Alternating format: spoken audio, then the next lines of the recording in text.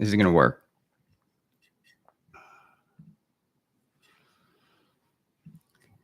Oh my God.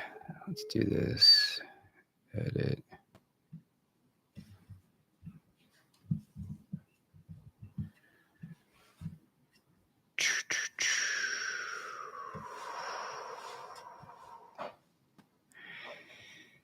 The interwebs. Saving. All right. I moved it inside, as you can see. It was not going to work outside. It was not going to work. There was just too much lag.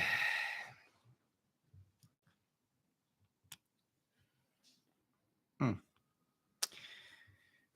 everybody doing? We're going to talk pinball. We're going to get this party started real soon.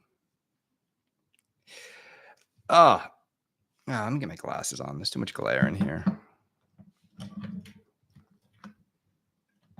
Spooky shill, baby. I didn't win the Ultraman. Was it my Ultraman? Because mine, I lost my Ultraman deposit years ago. Smartest move I made, by the way. All right. I got GNR behind me. Oh my God. What is going on with Facebook? Leave. We're going to talk all about what's going on in pinball this week, people. We're always off to a rough start on Canada's Pinball Podcast. Live take two. Who cares, right? Does anyone really? We've always been sloppy on this show. Always been sloppy. Demon is out of storage. I'm having a good time with the Demon. Incredible. I just need to be careful. It is it's a rocket ship. I don't even understand why people need more power than that. It's stupid. All right.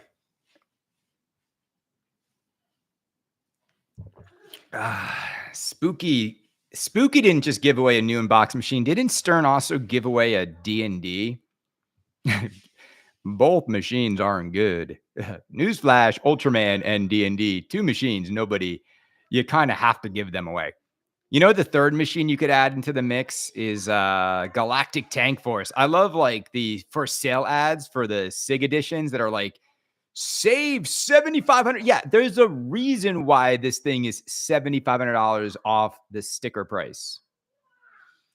So disappointed on Predator. We're going to talk all about Predator. Pinball Brothers. I don't know what's going on with this game. Like, is Arnold, is he in it? I don't think he's in it. He's not in it. Did Eric Minier throw shade at Canada? I think so. I don't get it. I've been very congratulatory of his game. All the work that needs to be done on the game is not design work. It's coding work. So like, I think it's funny because I was talking to Brett Abbas and he's all like excited to make the changes and he's been listening to the feedback. So I think Eric needs a little bit more humility and humbleness. And I think he needs to adapt that a little bit. I think sometimes he snaps back at people and it's like, bro, like you're not Keith Elwin. You don't have the pedigree of games. And we're all just trying to help you out, man. You know what I'm saying? Like nobody like is ever saying nasty stuff about Eric. Every time we've ever given Eric any feedback, it's really to help his games get better. So, you know, it's cool. When you say you don't care what a personality says, sure you do. Sure you do. You wouldn't bring it up if you didn't care. It's like Bill Brandis is always yelling at me about Harry Potter, like how amazing it is. And he's like, I don't care what anybody thinks. I don't care what you say. And like, bro, if you didn't care, why would you be here right now barking at me for like an hour about the game? When you don't care about something, you don't even pay it any attention, right? It's like, I don't listen to some pinball podcasts that are out there because I don't care. You don't hear me mention them, you know? If I had $1 for every time someone was said, "Hey, they're talking about you over there." I don't care. Cool. 6 Twippies. The problem with Jersey Jack is always this. They just don't have a chief creative officer. You know what I'm saying? Like they've got good ideas, they've got bad ideas, and everything goes through. So that's the problem is they don't have someone with real style and taste that's helping them. Like when I was watching the Dune stream last night, well, we're going to talk about it. Carl was playing the game, but a much nicer usage of the assets in Dune than currently in Harry Potter. Now, Harry Potter can get there, but they should simplify it the way Dune is. Dune deserves more attention, maybe the best layout of the year. So, Lou, you think Dune's layout is better than Potter, better than Kong, better than, I don't know, the whole year we're talking Evil Dead. I don't know. I played Dune for 3 hours. It's amazing. Hey, look, gang, I'm not here to tell you anyone's right or wrong. I think that Dune is showcasing much better than Predator is going to showcase. I think Dune is here's my thing with Dune. I really loved watching Carl play it.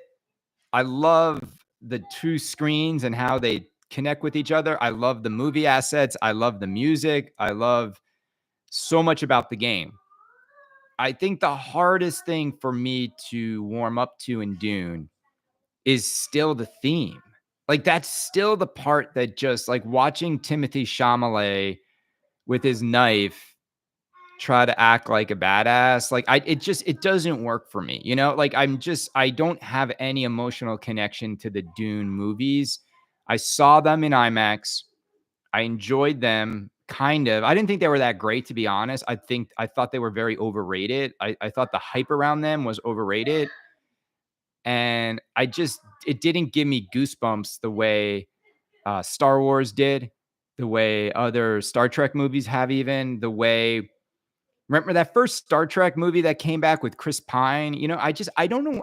There's something about the Dune movies that I just don't connect with. And so even though this game I think is executing on such a great level, the theme integration, it doesn't make you fall in love with the theme anymore if you don't love the theme. So that's my thing about Dune is like I was watching it and I really liked what I saw. And I think if you love Dune as a franchise, I think you're gonna love this. I would even say if you enjoy pinball and just want something different, this is a nice game for a lineup. That being said, well, actually, I enjoy the simplicity of how this game comes at you way more than the Harry Potter code right now. So I really do think if I'm the team at Jersey Jack and you've got all these assets, like maybe hop on a Dune, hop on a Jaws, hop on a Godzilla, just see like how other people are utilizing assets. Cause I think they need help. Predator is another case of rushing to market. They should have got their licensing finalized.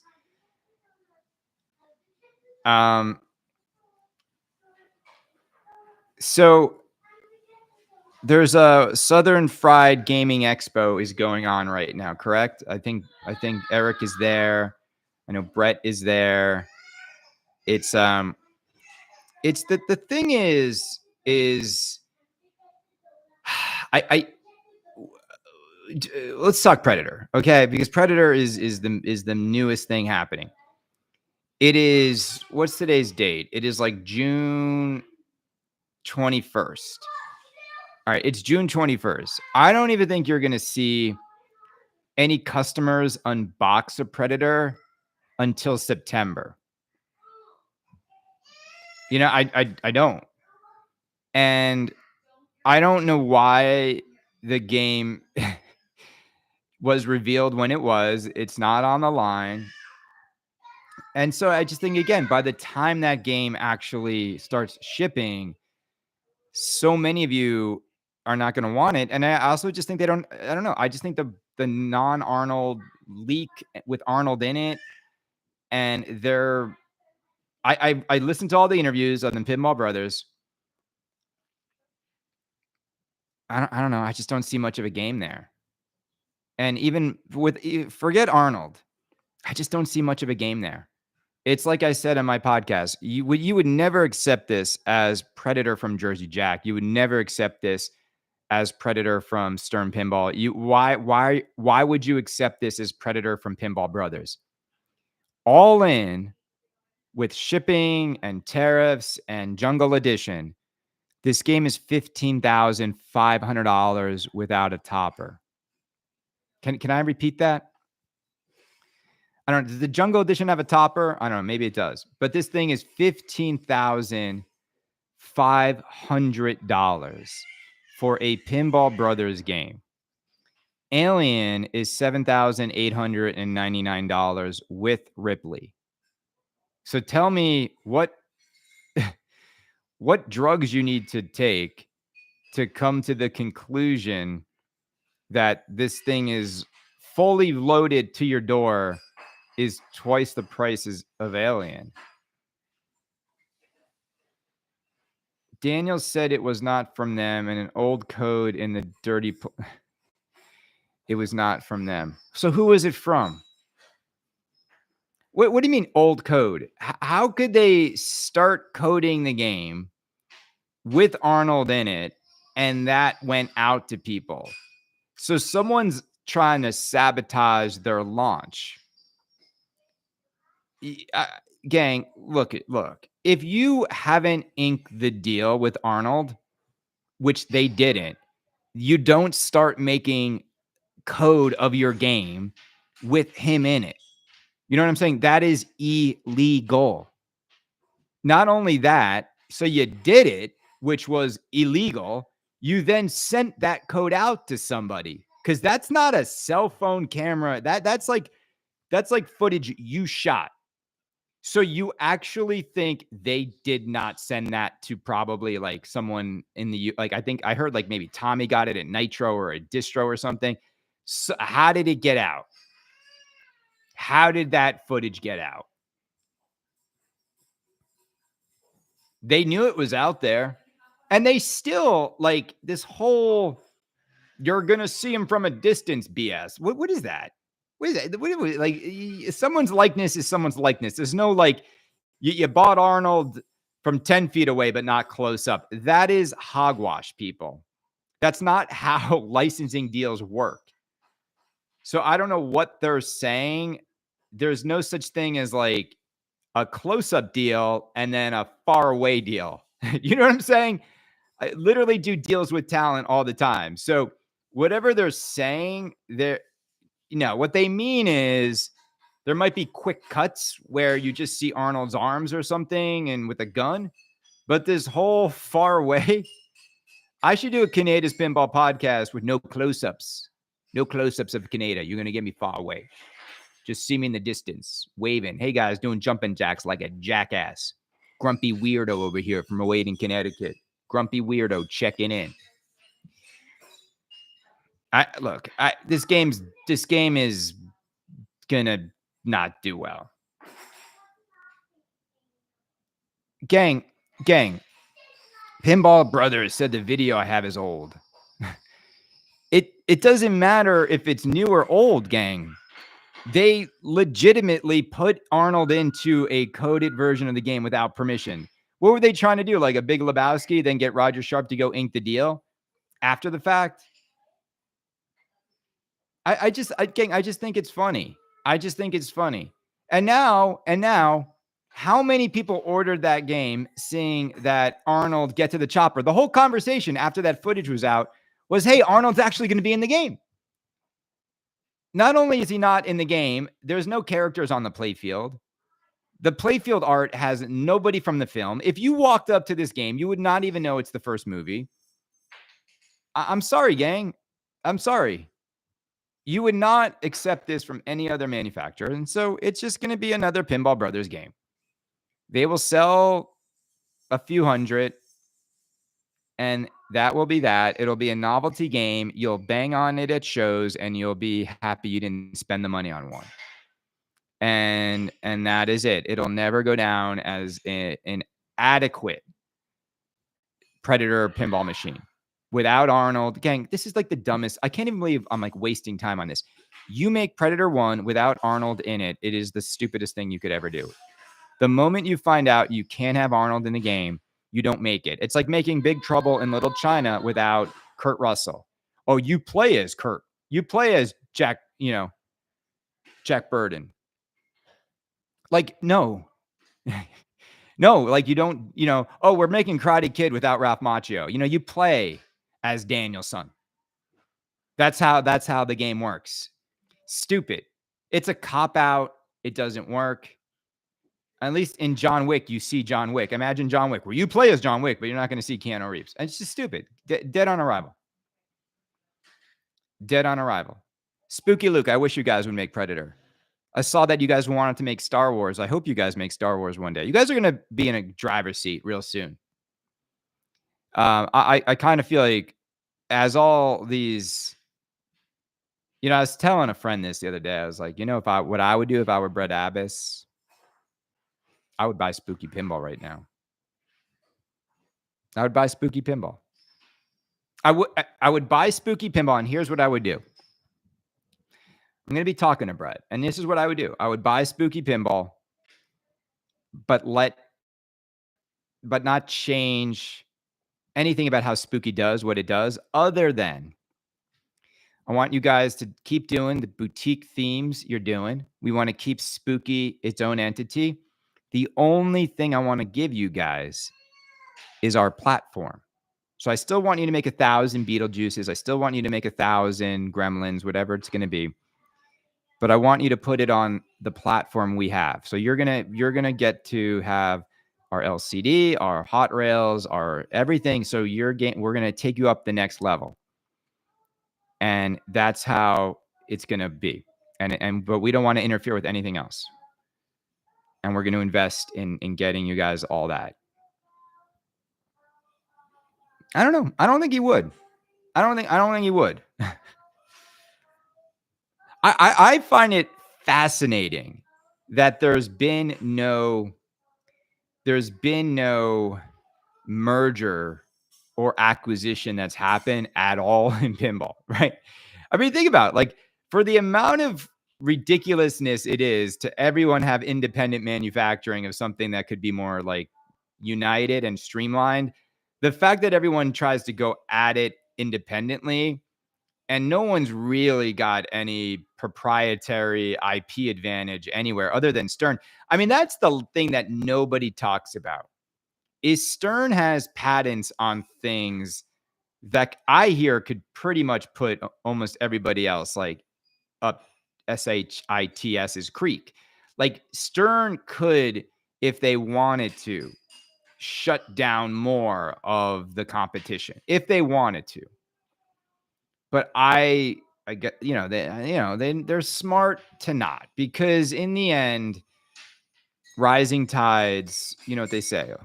I don't know what the phrase is. All ships, whatever, go up, or some stupid thing like that. I don't know. Whatever. You know the phrase.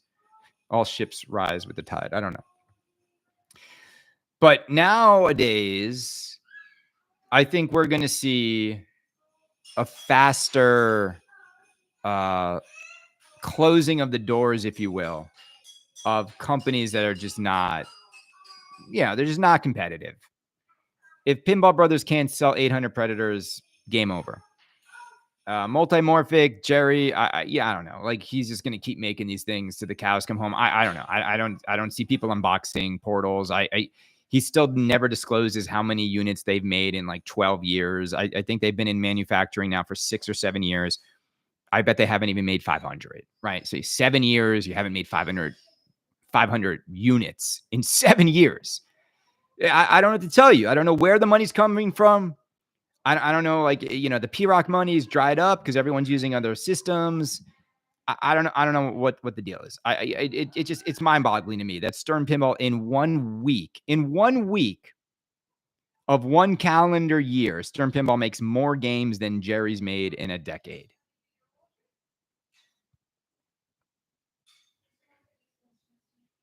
Do you not want to make money? This dream?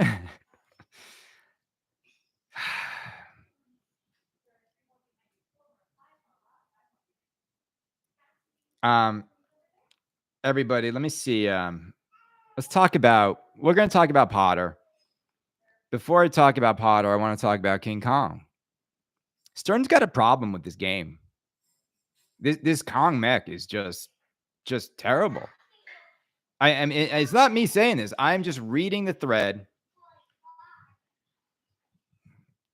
You know, it's not like I'm rooting for a certain company, but I don't know. Stern never sends me T-shirts. I can't even figure out how to cancel that stupid Stern annual charge for whatever Insider Connected I signed up for. Um, the King Kong mech is really problematic, and nobody can really figure out how to properly calibrate this masturbating gorilla. And it's been a headache for all the owners, and it's really crazy to me what. And I think the mistake they made with Kong is I think they tried to do too much with him, and they didn't really take enough time to pressure test and quality control the mech. And before they realized, like, it was too late. They were already making games. Kong's got to like move up and down. He taps the glass. He's got to trap a ball. He's got to knock the subway over. And it's finicky, right? Because again, like you look at it, it's like a cheap kind of mech in a way. Like it's not how it is in pinball. All right. All right. How's that? I don't know why it won't reconnect. Still frozen? Is it working now? All right. All right, good. Now I know how to do that. So if it freezes, I will turn off the Wi-Fi and start it. Something happened there. I got like bum rushed by Stern tried to pull the plug.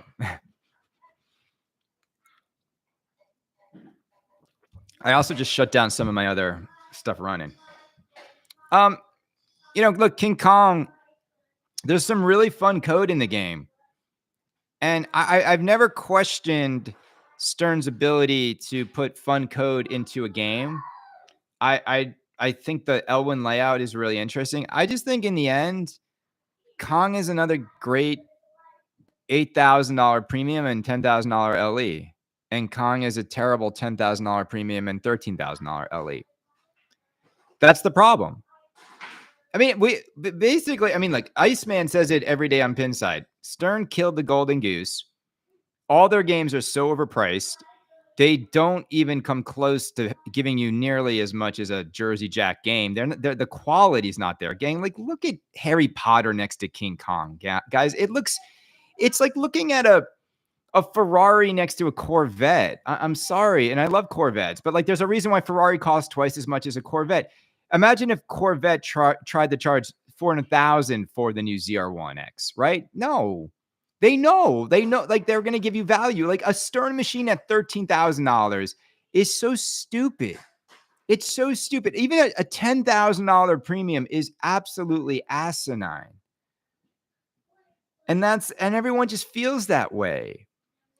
And the content creators that are just like, it's fun. Yeah, but even that's just like, what? But what's fun about losing $3,000 to $5,000 on every Stern LE now? Like, what is fun about that? They never want to answer that question because you're like, I get that the game is fun, but wouldn't it be much more fun to buy Foo Fighters LE now for like $8? Right? Like, wouldn't it be more fun to buy Kong LE for $10 in just a few months? I don't get it.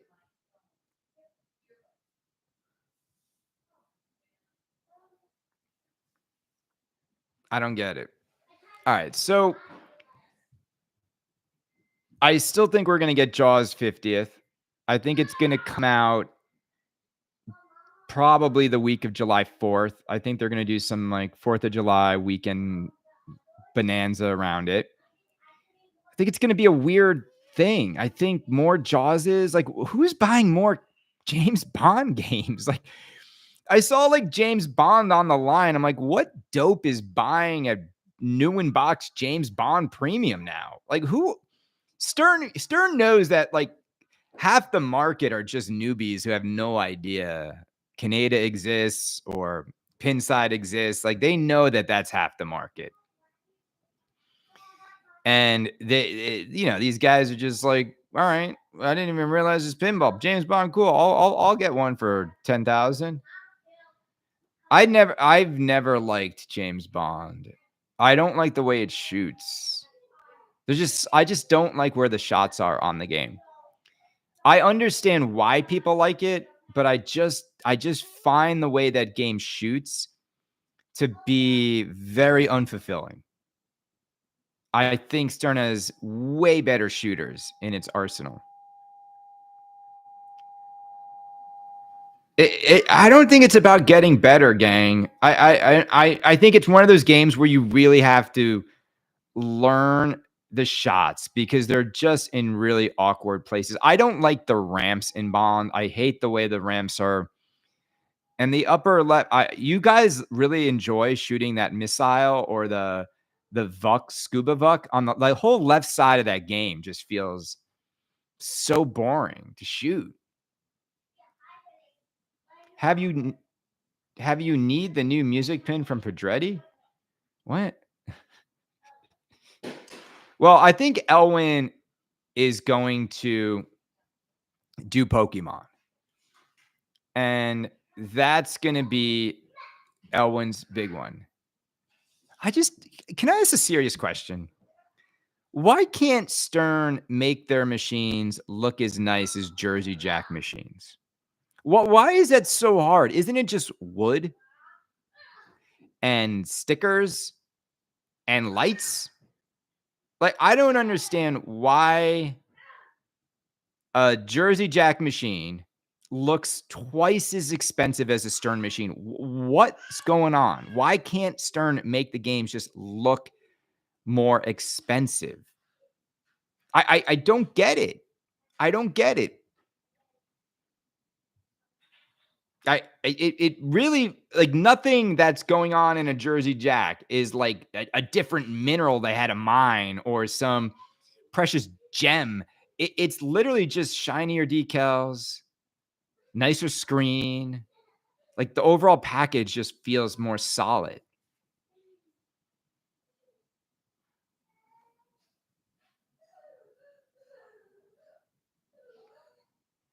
Yeah, I've noticed that on these Stern machines, they're just not glossy anymore. They're looking really dull. Like, it's like I was looking at King Kong next to Potter, and Potter's just like, it's just shiny. It's just illuminated. It's just coming at you like a beautiful thing. And then you look over at the Kong and it's dull and it's like rough looking and it just looks like it's been out for years and it's brand new. I love my Guns N' Roses still, gang. I got to be honest, like, I love Harry Potter, but like, I just think GNR is still going to go down as like the best coded game that Jersey Jack's done when it comes to theme integration will still be Guns N' Roses.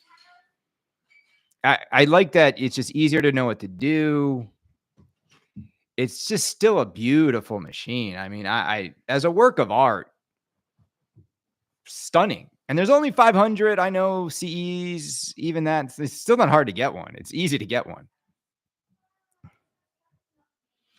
Man up the bug and give away your gem in today's stream. Come on. Why would I give up?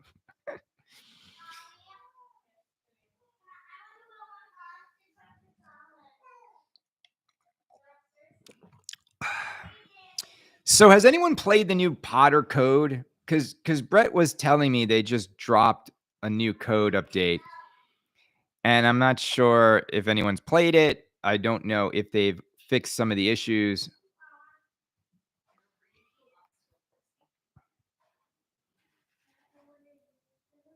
Um, Potter's got a lot of work to do. You know, like Eric had to. I think Eric threw his shade on Kaneda. He doesn't give an F what personalities say about him. Eric, I own your game. All right. I own one game. It's yours, Eric. I've given nothing but really great, constructive, balanced feedback on Potter. And I look forward to people getting it. You know, Potter is going to really hit at a bad time for Stern. They're going to sell a lot of Potters, and it's good. And Jersey Jack said he's got 5 more bangers ready to go. 5 more banger titles. The non-banger titles that you might own as a Jersey Jack machine, gang, get rid of them now. I mean this when I say this. Godfather CE will be a $7,000 pin. That'll be an $8,000 loss on that game. The LEs will be 5,000. Dialed in, same thing. I mean, you're just gonna see avatars are gonna be like brutal too. Nobody wants this stuff, gang. Like nobody. Like you know, if they've got Beastie Boys or Top Gun or Sonic or Matrix or you know, they got some stuff coming. That's banger. I just hope they're bangers though, because you never know who to believe, right? Because Jack thinks that Godfather is a banger and Avatar is a banger. So, like, who made it's the same people making the decisions, and they've made some terrible decisions. So I don't know. Yeah, Jersey Jack, man, they haven't had any real bangers since Guns N' Roses. You know, Guns N' Roses and then Potter. I mean, the 2 biggest themes they've ever had are Guns N' Roses and Potter. Because Toy Story 4 is no. That's like if they only made a Chinese Democracy album pin for GNR. That's Toy Story 4. So Guns N' Roses and Potter, and they will be the best-selling Jersey Jack games of all time. And then third is easily Wizard of Oz. Hobbit, Jack got screwed on Hobbit because the movies like kind of sucked. Like, you know, he inked that deal. He thought he had the next Lord of the Rings, and the movies came out. There's this great story about filming of Lord of the Rings Hobbit movies, and wasn't like Guillermo del Toro was supposed to direct them, and his production company worked on the movies, and the dude like quit the project like at the 11th hour, like right before filming started, and then Peter Jackson had to come in and direct these movies that he did not work on the pre-production of. And there's this great story how they're like filming a battle and they don't even know like who's supposed to win the battle, what's going on. They're like, but they couldn't. They just had to keep shooting because they were so far over scheduled and budget that they're just like, I don't know, just film it and we'll figure out who wins this battle in post production or editing. It's just like literally it destroyed all of their enthusiasm for Lord of the Rings was making the Hobbit movies. It's also so stupid. The Hobbit book is tiny. So they take this tiny book and try to stretch it into another trilogy that it was never. The whole movie feels like it ends after the first movie. What's the latest on Back to the Future? Well, they were just going to announce the title, not show the game. I don't know, man. I think Barry and company are not equipped to manufacture a theme this popular. They're equipped to design a game. The Big Lebowski is awesome still. I don't know how they make it. I don't know how they make it. I mean, it's like place your order and wait 5 years to get it. Like that's what it's going to be like. So I don't know who amongst you is going to want to wait that long to get your Back to the Future machine.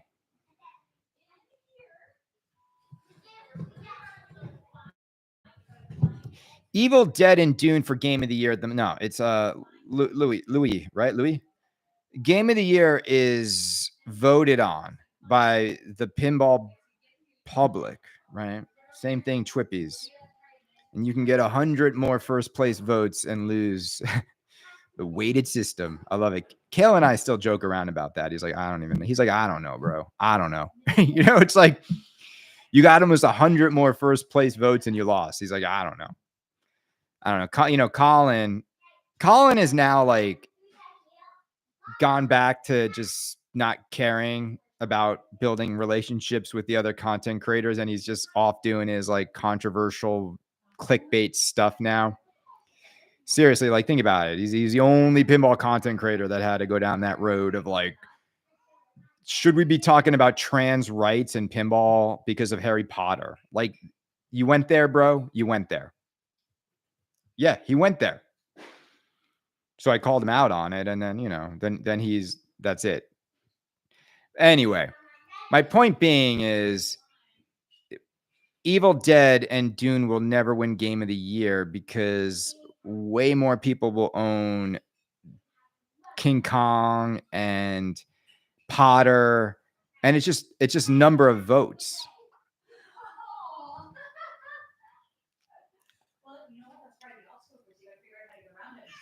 See, Pat, I don't think it's the best time ever for pinball lovers. I think it's one of the worst. I think it's one of the worst. I'll tell you what the best time for pinball lovers was. 2008. 2008 was the best time. I think the best time for pinball lovers is when you could still get a great deal on a masterpiece. The best time for pinball lovers was when you had a masterpiece and you went to sell it and you didn't ask for double the price on your Lord of the Rings LE, right? It's like you got it for 6, you sold it for 65.7 at most. You didn't list it for 16.9 or best offer. Pinball now is forever tainted by a post-COVID reality. The hobby now is stupidly overpriced. We're getting primarily mediocre themes across the board. Theme integration is, for the most part, piss poor. And so, like, for this, how is this the best time ever for pinball lovers? Where 3 games can cost you $45,000. 3 games. That's the best time for pinball lovers? You used to be able to get 3 LEs for 18 grand. And before the LCD screen, guess where the magic was? Under the glass. Under the glass. Now they can't even put a damn masturbating gorilla in a game without it breaking down every week. So I think it's the most exciting time. I'll restate this, Pat. I think it's the most exciting time to observe the pinball hobby. As a pinball content creator, I love this time. I love it. I mean, I am not buying any of this overpriced stuff. I think it's all overpriced. I think all of it is overpriced, and the data proves me right. And I can drive 25 minutes to automate it and spend hours on all these games. I can go to pinball like locations. I can go to friends' homes who have games. I don't know what grown adult has unlimited amount of time to play pinball. I don't. Do you? The concept of having 5, 10, 15 machines when the amount of time in a week you have to actually play is limited for most adults, and you're going to keep buying more. To me, it underscores a more of a problem and a disease than it does a beneficial behavior. That like you're just not satisfied with what you have, so you have to keep buying more of the same type of game. Remember, like, gang, this is no pinball. My friend Greg Colton, rare here, always says this: all pinball is old. It's an old analog game. Like, no great pinball machine gets old or boring to play. More of the new stuff, in my honest opinion, is the stuff that gets boring faster. And now it's not just that they get boring because the themes are mediocre. It's like then you're also losing a fortune if you went in on it, new in box. So I love observing the hobby now more than ever Because now you've got this great amalgamation of high prices, high expectations, and then high volume of launches now. We used to sit around and wait for like 3 companies to do something. Now we've got 15 companies. Let's count how many companies right now are making new in-box pinball machines that you can buy. All right? All of them. Home Pin, and help me out if I miss one. Home Pin. Pedretti Gaming, Pinball Brothers, Dutch Pinball X. Let's just separate them. Okay, 5. I'm trying to do all of Europe first. Am I missing anybody in Europe? I don't think so. All right, so that's 5. Stern Pinball, Jersey Jack, Spooky, CGC, Turner. That's 10. Let's keep going. There's more. Multimorphic, right? Multimorphic. Barrels of Fun, Hexa Pinball. American's dead. They just died, but American, they're still selling games. Gang, we're at 14 right now. Isn't that Road Trip guy, right? That Road Trip dude, he's going to sell bringing his game to market. 15 companies. The hell's Ramos? Ramps? Oh, is that the name of the cup? Is it Ramps or Ramos?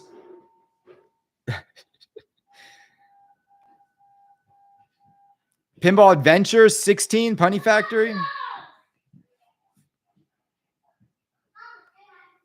Stupid. So you see how, like, you guys want me to turn on GNR? Hold on.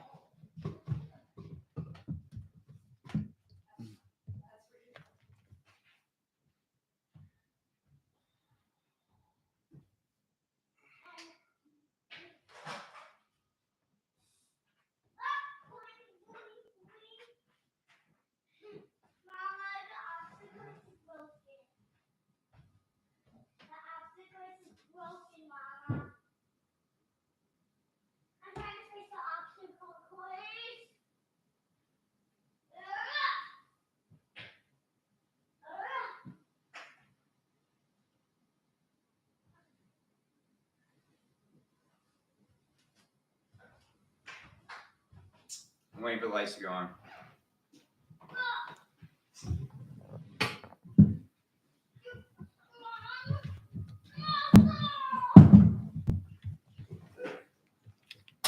Look how beautiful it is. Beautiful, right? I mean, look at that. Theme integration.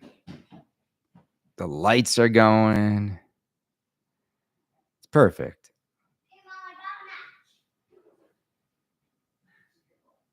Michael Scott Pinball. But my point being this, gang. It's a terrible time to discover this hobby for people. And that's why when you see the newbies, they really don't want to hear it. Like, I get it. Like, you've got some money, you discover this hobby, instead of buying $100,000 car, you can go buy 4 pinball machines. You flip a few houses somewhere in the middle of nowhere, America, and you got yourself a few $100,000. And then all of a sudden you can become a content creator. And, and you look like a baller because you bought a bunch of pinball machines over the last 5 years. What Kaneda did with those 6-7 figures, he put it in the markets. My money's making money. Why would I keep throwing it into a depreciating asset? I don't have that much time to play pinball machines. And what's funny is I own 1 pinball machine.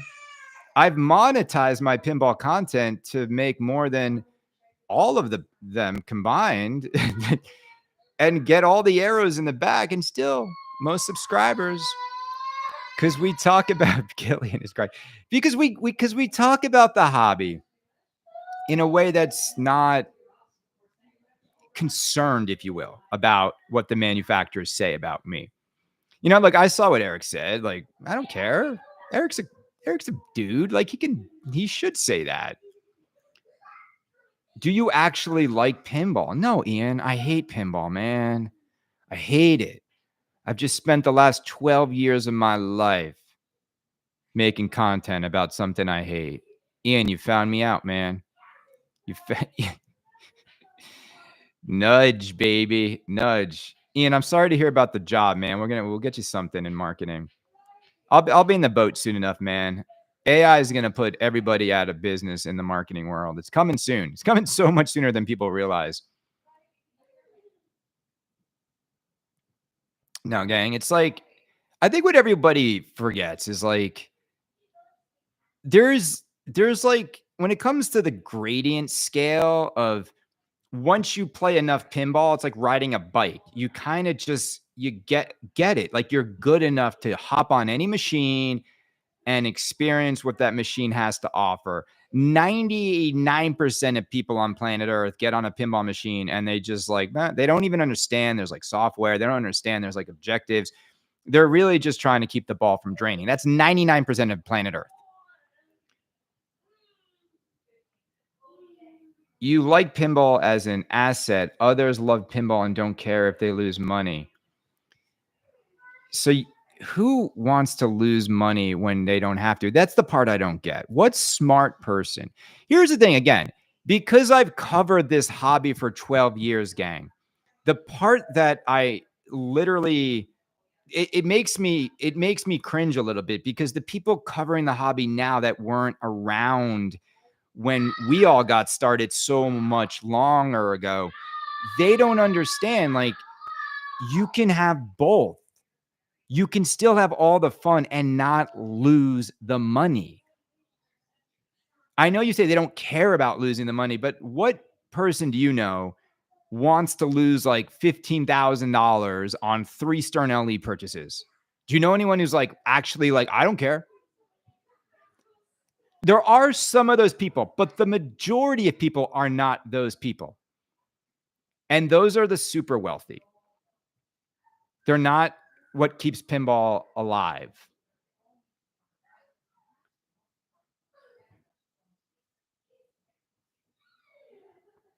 The real problem, gang, is again, this it's personal for everybody. I wouldn't own $100,000 in pinball machines unless I had $1 million in other assets. I think that's just me. I wouldn't own $100,000 in pinball machines unless I had $1 million or more in other assets. Now, I would probably argue most people that have $100,000 in pinball machines have $1 million plus in other assets. But the thing that sucks, gang, is you know you're paying for something you're not getting now. That's what sucks now. Gang, Godzilla was 10.5.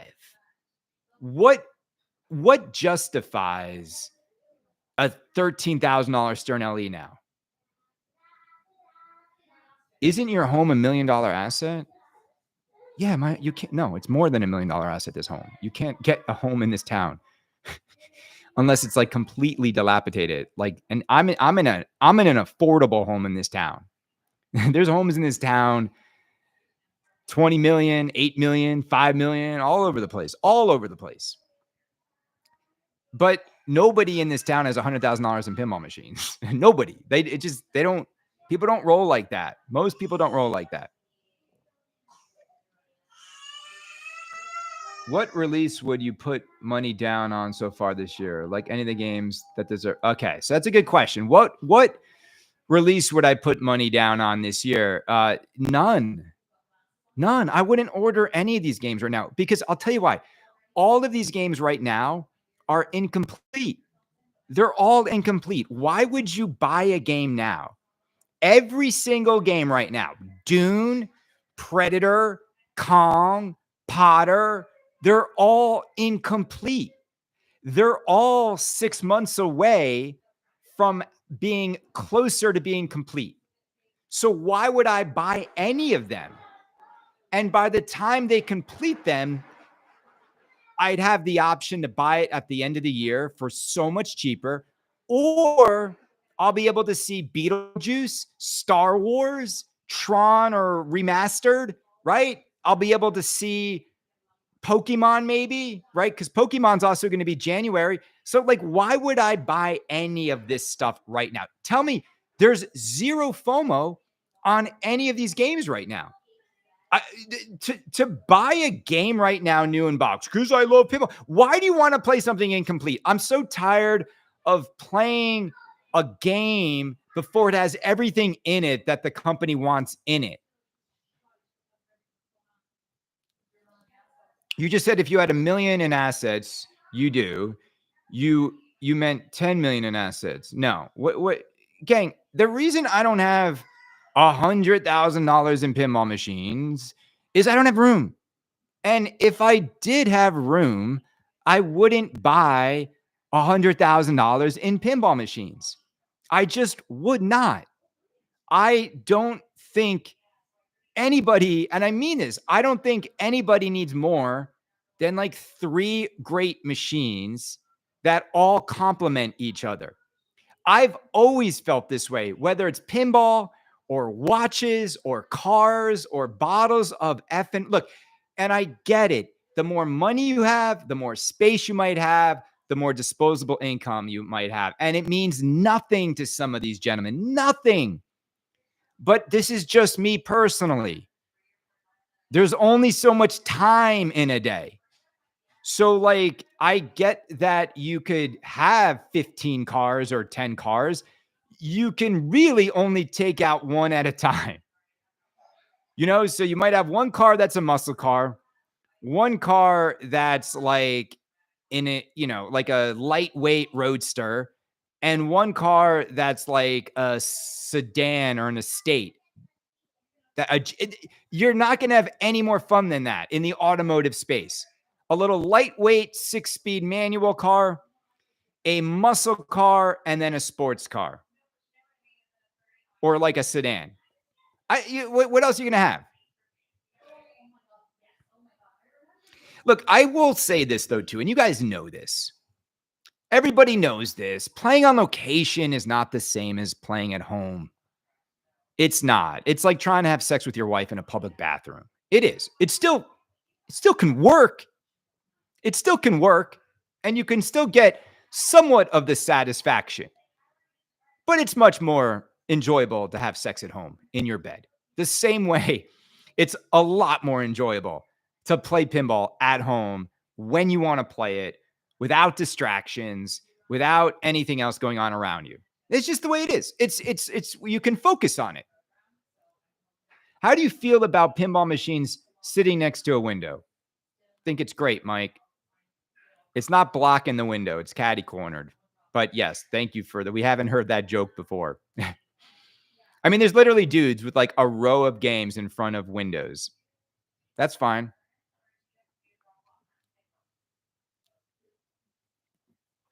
Orbeez arcade is fine, but location play is way more rad. I'm on fire, gang. I want to answer all your questions. Fire anything at me. Ask me anything. I don't care whether it's pinball related or not. Ask me anything. I like getting underneath it all. Like, let's just hit directly at life right now. Not liking location play is the most spectrum thing about you. That doesn't even like, Ian, I like playing at automated. I'll tell you why I stopped playing like league nights, because it was just a stupid waste of time after. Like, people would spend 3 hours to win a translate. I'm also in a different stage in life, gang. Like, again, I've got a 1 and a 4-year-old. Why would I, if I get any time off, why would I choose to go stand in front of a pinball machine with my head down instead of being out there in the world, like having conversation, like building relationships, like raising a glass of margarita, like sitting on a boat with lobster rolls? Like, why would I? Again, it's the stage I'm at. Many of you, your kids are older. You had kids earlier? I get it. But you gotta put yourself in my flip-flops. I'm like not that's not to me. Like to me, what I always hated to see, and I'll answer this right. To me, the saddest thing I ever see is when people travel to another culture, another city, and instead of like going to experience what's in Paris or New York or San Francisco, they go try to find an arcade and sit there and play the same damn pinball machines they can play anywhere. You're gonna take the tiny amount of time you have in life and get to a new place in the world and just stare down at the same damn pinball machine that's available where you come from. You're gonna seek out the pinball in Paris, in Tokyo, in Germany, in Brazil. Like it's like what? You need more friends to enjoy location play. I got friends. None of them want to play pinball. None of them. I don't have a single friend that's like, hey, man, let's go play some pinball. I retired young and have plenty of investments. I would never personally buy an LE. Yeah, Pat, because you're smart. You're smart. Are you having fun, Ian? Are you having fun? Are you gonna have you're having some fun? This is fun. This is fun. You know, it'd be more fun when you're playing on location. Kaneda just rocks up with like a sledgehammer and just takes out the entire back box. Now, tell me that wouldn't be fun. Now, show me how to get to wizard mode, mofos. What am I on today? I don't know. I got the vodka in the freezer, but I'm not even on it yet. What else we got here? But what you like, value the dollar has nothing to do with it. It's something rich people say. I love it. Gino, you must be rich. I love, rich people always got the advice about money. Rich people are like, it's time, you can't tell, like, you're rich. It's because you're rich. Only rich people say stupid, like Captain Obvious stuff about money. That's it. And you're like, come on, man. Come on, man. Only rich people are into pinball for the most part. If you think buy pinball machines, I don't mean into pinball. Only rich people really buy pinball machines. How can you not? How can you buy these expensive things if you're not somewhat rich? How? Most people in this country are struggling to pay a bill. They're not following Harry Potter CE launch.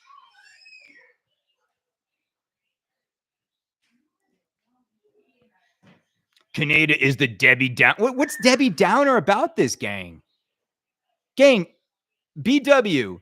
It's the best way to have pinball fun is buy a used game with broken plastics, Lord of the Rings, baby, for like $6,000 and just bang on it.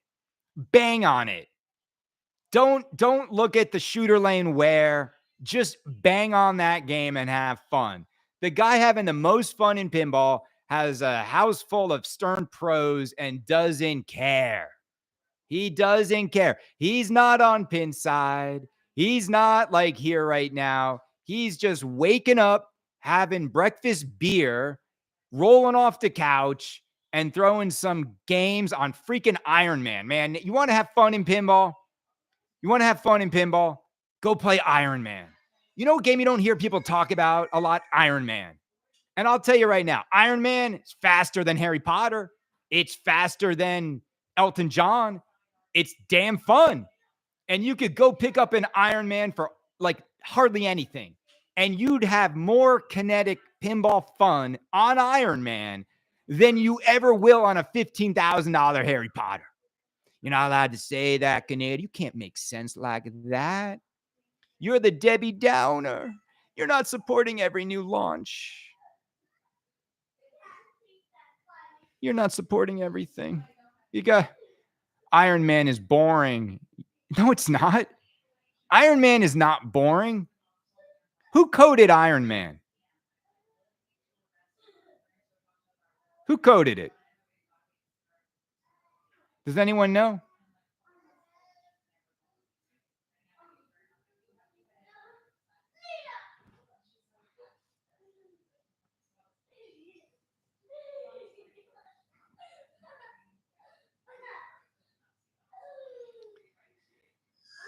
Look, look.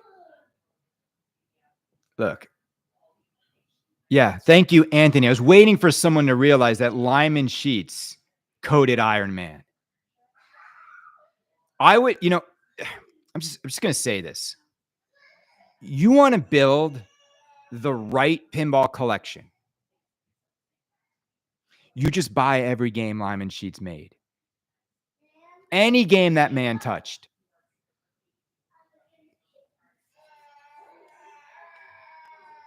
Just so much better than everybody else when it comes to how to like make a game fun. He could take anything and make it work. He could take the worst layout, keep you coming back for more, right?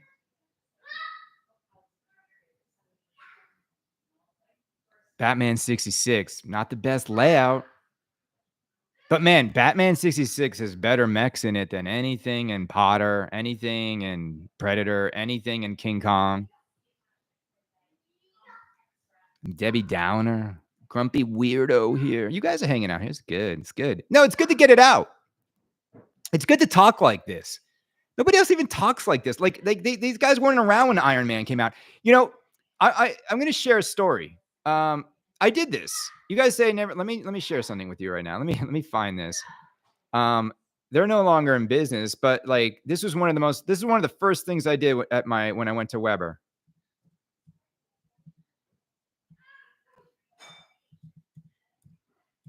Hold on.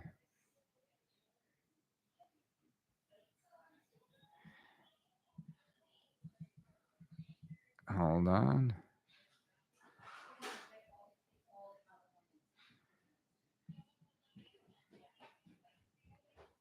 This was my story.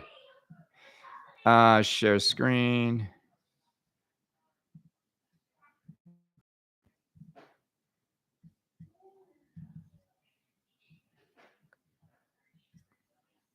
Oh, don't make no thanks. Hold on.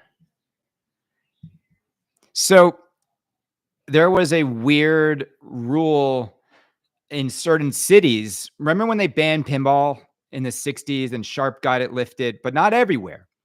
So in certain cities, there was still a ban on pinball.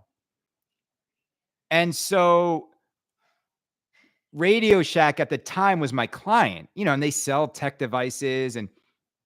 And so when the 80-year-old ban on pinball was getting lifted, it was then legal to play pinball in Oakland. We put an Iron Man pinball machine in Radio Shack, and whoever came in and set the high score won the machine. That was it. Super simple, so much fun. It looks so cool in store. Look, even like the Iron Man. I mean, look, this is the drag and drop Stern days, but like it was a Canada special. When a Canada, imagine what I would do if I was at the CMO of one of these pinball companies. You could be seeing pinball out in the world in way better ways than just mailing some PC dude a D&D for free. Like there's no creativity there whatsoever. That's not the kind of story that's going to travel. You're going to get 100,000 people to see that who don't give a shit. Like that's called reach and no impact.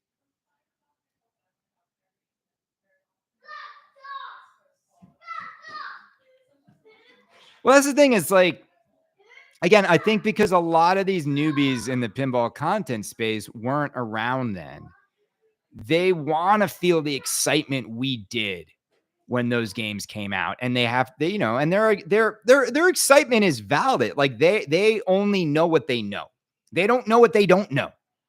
So, they all got excited during COVID. This is great. $15,000 for a game. This is great. $13,000. This is great. A $2,000 Foo Fighter topper. Like they literally they don't have the context to understand that they're getting ripped off, because to them, they're not getting ripped off, because to them, it's all they know.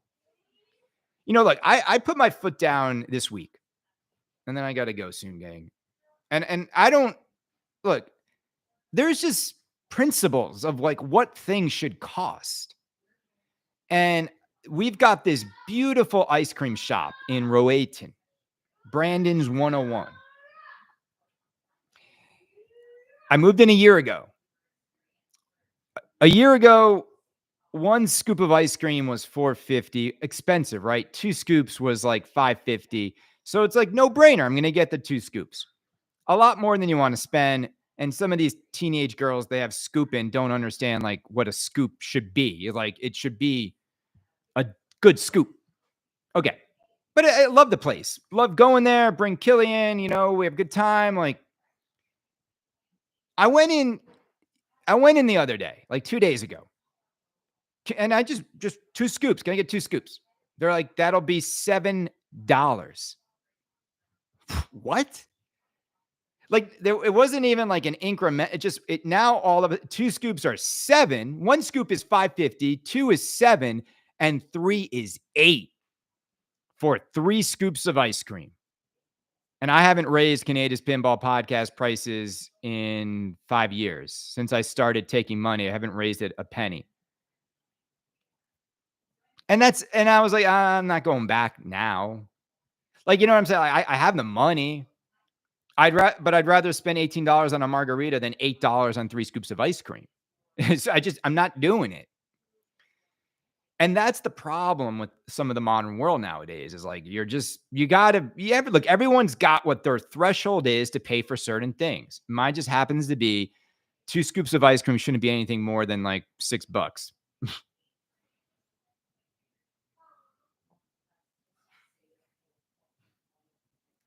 Gino, here's the thing, Gino, you're not wrong, but they're not buying as much as they used to. And Gino, you're in Europe, right? And you're in Europe and you don't see like the impact. Come on, people are not buying as much as they used to in Europe. I speak to European distributors all the time, brother. It's just come on. I mean, I know like it's not great. Yeah. But Gino, that's the thing, man. It's like it's cool. It's like again, it's just but Gino, it doesn't matter if you're rich or poor. Like ice cream shouldn't be $7. It doesn't matter if you're rich or poor. A Stern LE should never be 13. And this is the thing, Gino, is like if to you it doesn't matter, it still doesn't change the principle of how much this particular thing should cost.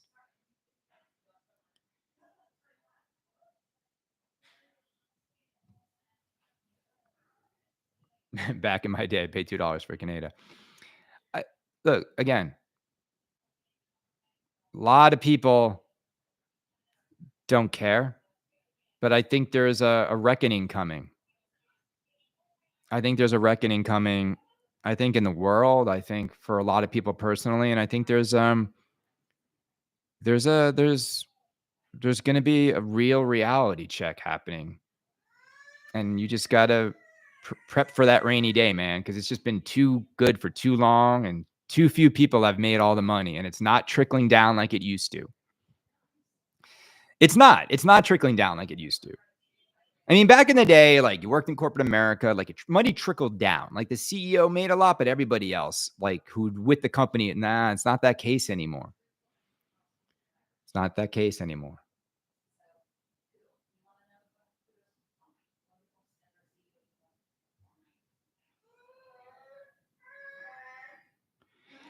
Gino, you don't have to you don't have to we get it, bro. We get it. We're happy you're successful. We're happy you came out of like, look, you gotta take risks in life. You're never gonna be successful without taking a risk. And everything's hard work. Like what you know what I'm saying? Everything's hard work.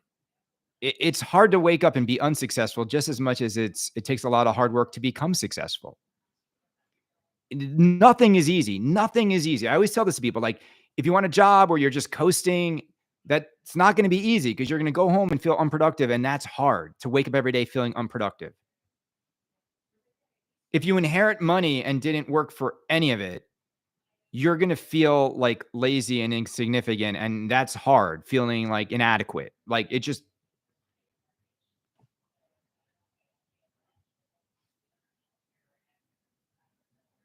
no, trickle down works, Gino. It works.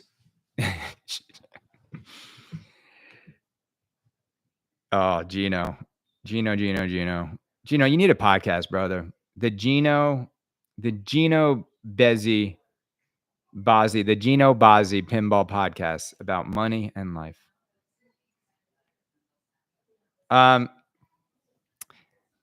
I I mean, like, I think in today's market, Potter at 10K is a real enticing game, right? It's like, it's it's cheaper than Predator, it's cheaper than Dune, it's cheaper than Multimorphic, it's cheaper than, a lot of Sterns. It's the same price as a Stern Premium, way more game in it.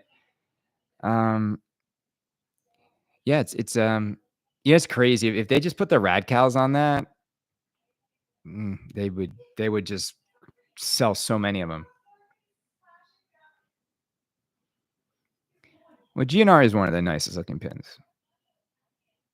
The Gino YOLO show.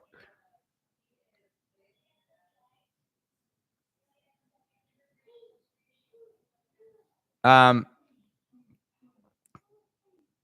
so I think Potter at 10K is a genius time for Jersey Jack to release that game at that price.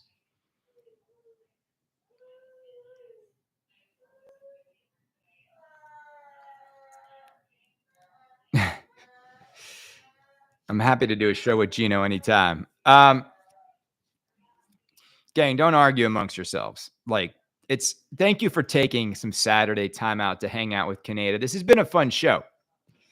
It's been a fun show. I hope you guys understand too that I'm very much like all of you. I'm a I'm a human with faults, with who has fears and optimism colliding every week. I have two young boys, a beautiful wife, a house I love, in a town I love. And I struggle with what the next 10 years might look like. The thing I'm confident in is in my own abilities. And I do feel confident in my abilities that I will make it work, because in the end, you are your greatest asset, and you should invest in yourself and making sure you realize that. Like, I think what is difficult about the modern world for a lot of people, myself included, is so much of our value is affirmed by others. Like, if they see the value in you, they'll give you that salary, and if they feel like they're getting what they need from you, then you have a job. And what's lost a lot in the modern world is stuff like loyalty and trust and human relationships. And I that's the part that keeps me up at night. Is it doesn't matter, because in the end, like, these big companies are just consolidating all the time, and everyone's just a name on an Excel sheet. So it doesn't matter if that woman over there just gave birth to a beautiful baby, they will cut you loose the next day. And that's sad. Like, I think we've put corporate profits and greed. Think about it. Like, how can one man have $300 billion and lay off 60,000 people? My wife was one of them. And Mark Zuckerberg, not only did he fire my wife, he then, because of a mistake he made around the metaverse, and then he fires my wife and 60,000 other people who needed an income. And then the company's stock skyrockets and becomes the highest it's ever been. Well, so like, and so what, you go from having 250 billion to 350 billion while you disrupted the lives of 60,000 people who believed in you? I mean, that sucks. Why? Why? Well, imagine if he had just 200 billion and everybody could still be a part of the organization and feel like they're on the team. No, I know. But I'm just saying, this is the problem with modern capitalism these days, is the few at the top are taking everything and then some. And the rest of us are just like waiting for the scraps. And the thing is about the modern world is, now it's like a billionaire's world, right? It is. It's a billionaire's world, not a millionaire's world. And so it's like, you think you're like you finally get to where you think is the top of some mountain, and you realize like that's just the new molehill, and it's 2025, and you still got to keep working, and retirement is like never happening for most. Like sad. It's sad. So most people can't feel good, and the American, middle class American dream has been like just destroyed.